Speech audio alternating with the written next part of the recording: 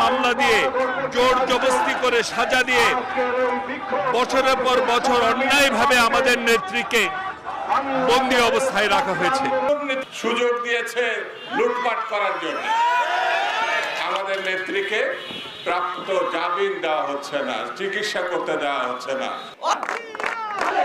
সমাবেশে সম্প্রতি বাংলাদেশ ও ভারতের প্রধানমন্ত্রীর দ্বিপাক্ষিক বৈঠক ও সমঝোতা চুক্তি নিয়েও সমালোচনা করেন বিএনপির কেন্দ্রীয় নেতা। বিএনপি দাসত্বের মাধ্যমে ক্ষমতা যেতে চায় না, বরং আপনারা দাসখত লিখে দিয়ে ক্ষমতায় টিকে আছেন। বিদেশি শক্তির খুঁটির জোরে যত বেশি দিন ক্ষমতায় থাকবেন, ভবিষ্যতে তত বেশি ভোগান্তি।